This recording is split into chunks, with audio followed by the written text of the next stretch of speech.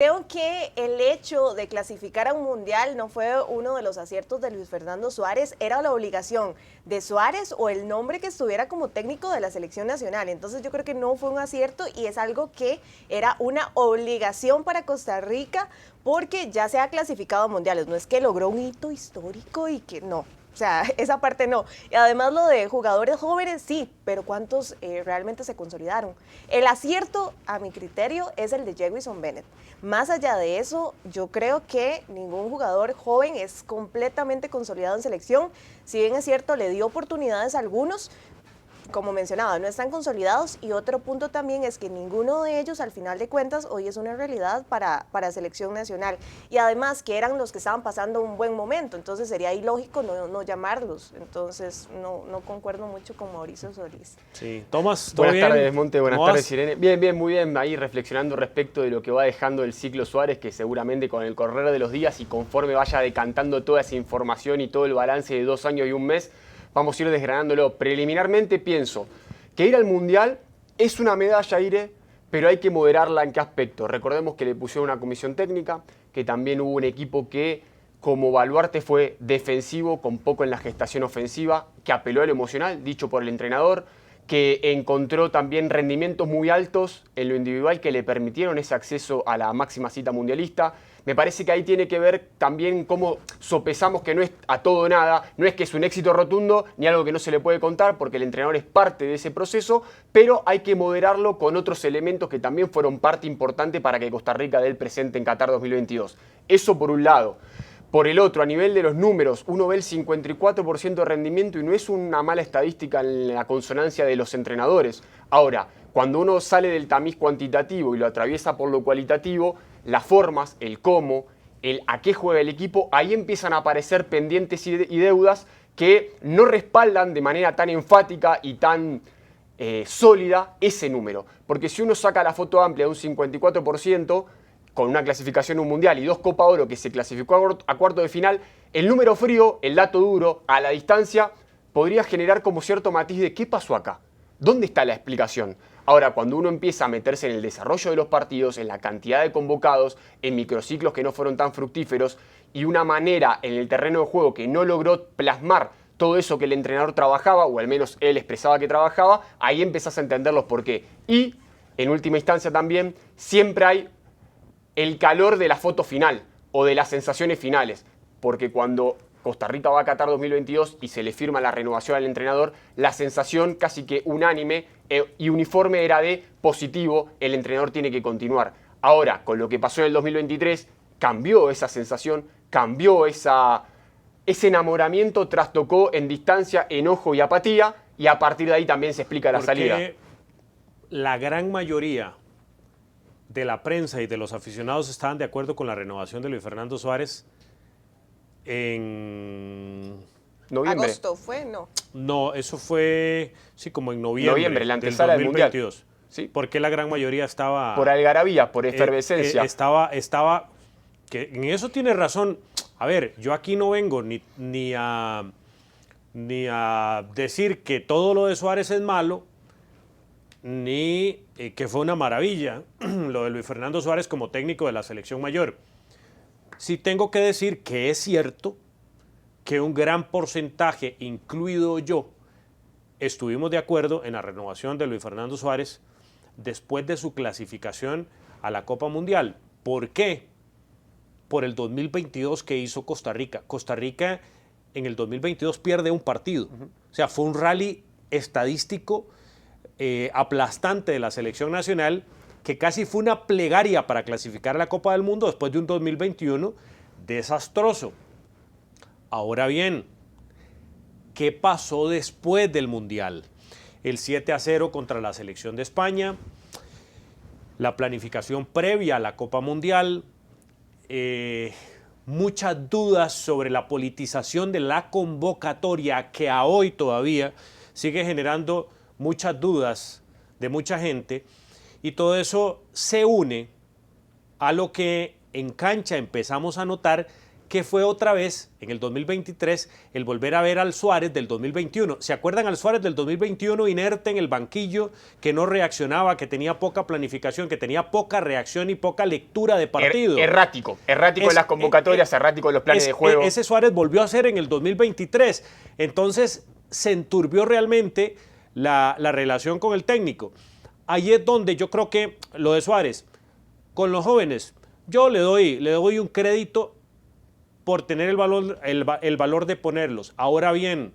Monte, pero ¿no crees que los pone por parte también del desconocimiento que él tiene del área? Los pone... No, pero por necesidad. Por necesidad, porque eran los que sí. estaban jugando tal vez mejor en ese momento, entonces sería ahora, imposible no decir, mira, ¿sabes? por ejemplo, Aarón tiene que ir, por ejemplo, a Selección Nacional, o Carlos Mora, Aarón Suárez, o jugadores que en su momento eran jóvenes, estaban teniendo un buen momento. Que ahí yo le doy 50 y 50. Me van a decir, es que sos un acomodado. No, porque yo creo yo no creo en negro o en blanco. Yo creo que también hay grises. Yo creo que el técnico tuvo el valor de ponerlos, pero no les dio las herramientas de consolidación, no les dio las herramientas futbolísticas. Pero el ejemplo... No tuviste una idea de juego, no tuviste en cancha una planificación adecuada.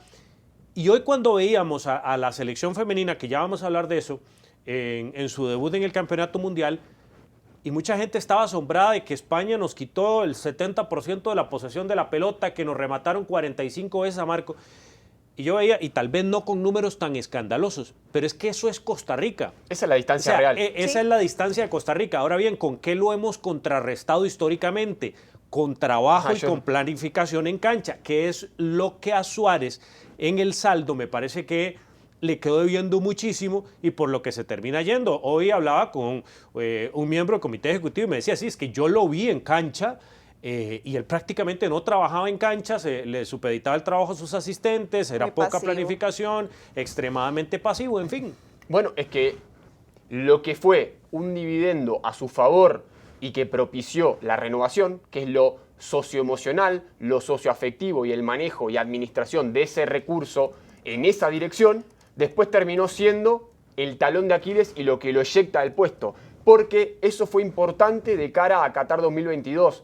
Lo emocional, la construcción grupal, la cohesión atrás de una idea, atrás de una frase, atrás de una motivación, pero cuando pasa el tiempo, eso va quedando lejos, va perdiendo fuerza, va perdiendo ímpetu, y la manera de volver a encontrar un acelere es desde el contenido futbolístico, y ahí no apareció. Ahora bien, dicho esto, a mí me genera un gran interrogante cómo un técnico que hace 7 meses era considerado como la cabeza de un proyecto de 4 años hacia otro mundial, hacia generar realmente lineamientos sostenidos en el tiempo, 7 meses después es despedido. O sea, entiendo todo el recorrido y el raconto que hemos hecho y comparto muchas de las cuestiones que se han ido desmoronando y erosionando con el paso de los 7 meses. Pero también la autocrítica de pensar en un plan estratégico que lo tumbás a los 7 meses.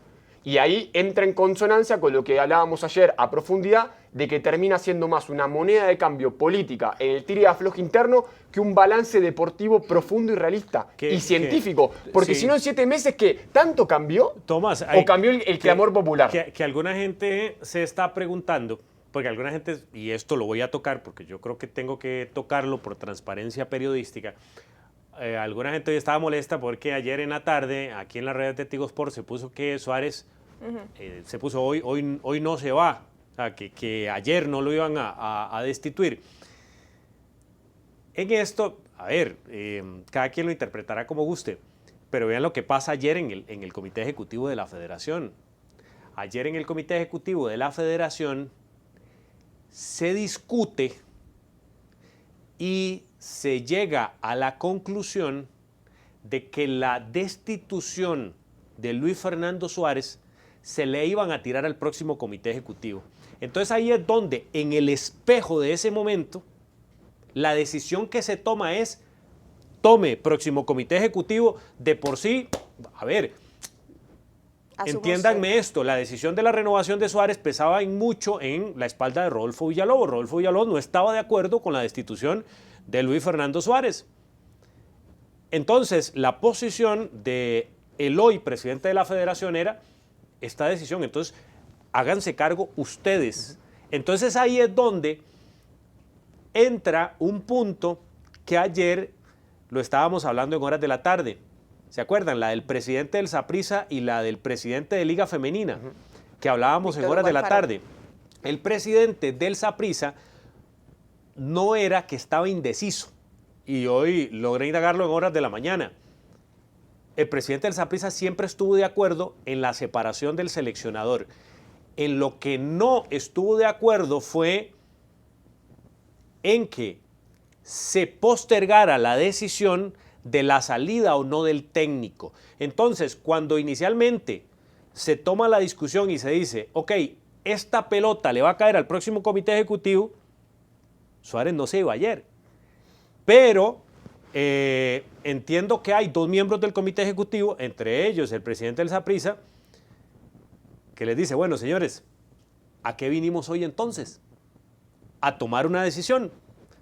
Y se genera el movimiento y se decide votar en ese momento. O sea, se cambia abruptamente la decisión y ¡pum! Se decide votar en ese momento, que es donde el presidente de la Liga Femenina, don Víctor Hugo Alfaro de Nueva Zelanda, dice, ok, yo inclino la balanza, 6-5, y se destituye al técnico por un voto. Pero todo este manejo que contás y cómo se dieron los hechos a nivel temporal incluso, me da más argumento para decir que la decisión fue una cuestión entre ellos, de tires y aflojes y de cuotas de poder y de maniobras de tinte de comité ejecutivo. Era más política que deportiva. Que deportiva, sí. Entonces, ¿cómo tu proyecto deportivo va a ser atravesado, analizado y tomado una decisión de esa envergadura cuando hace 7 meses apostaste por él por 4 años, por este tire y afloje? O sea, hay un disloque y una incongruencia de cómo se atraviesa lo deportivo, con qué matriz analítica, con la política y el tire y afloje, o realmente con los atestados y el conocimiento para evaluar si eso que hizo estuvo bien o estuvo mal. Porque si no, entramos a debatir la salida del entrenador desde el clamor y el cansancio popular, más el tire y afloje político. ¿Y la vertiente deportiva dónde está? ¿Quién la explica? ¿Quién la analiza? ¿Cuándo se va a comentar por qué realmente se prescindió del entrenador? ¿Dónde está ese sustento? Es el sustrato de esto. Es el fondo, el fútbol. ¿Dónde está esa explicación? Y además, ahora que ustedes mencionaban lo de la prensa, por ejemplo, que estuvo a favor de la continuidad de Luis Fernando Suárez, o del mismo también aficionado, está bien que el aficionado, que la prensa puedan llegar a ser emocionales, pero el comité ejecutivo de la Federación Costarricense de Fútbol no debería ser emocional y debería apelar, como dice Tomás, a la parte deportiva. Y ahí sí, velar porque las finanzas y porque el aspecto meramente deportivo sea a favor de la selección nacional, porque este comité ejecutivo terminó al final su gestión, o la va a terminar, con muchas dudas y con una deuda que deberá asumir el próximo comité ejecutivo. ¿Por qué? Por firmar a Luis Fernando Suárez antes de la Copa del Mundo, que fue ahí lo que vino al traste con toda esta situación. ¿Qué les parece si damos el paso que viene? A ver, dale. La gente está preguntando mucho, ok, ¿qué viene? ¿Qué viene? Y obviamente van a hacer esta pregunta así grandísima. ¿Hay candidatos? Esa es la pregunta natural. ¿Hay proyecto? Hay candidatos. No, pero yo sé me por qué. molesta, Yo porque sé por qué vos. Yo saco 10 nombres, Monte. Yo sé por qué vos venís de una cancha de fútbol. Claro, porque si no. Pero vos vas a la calle y te van a decir, hay candidatos. ¿Quién va a ser el técnico? ¿Qué tiene que ver y la gente quiere saber nombres. ¿Qué tiene que ver Pinto con Osorio con Gareca? Nada.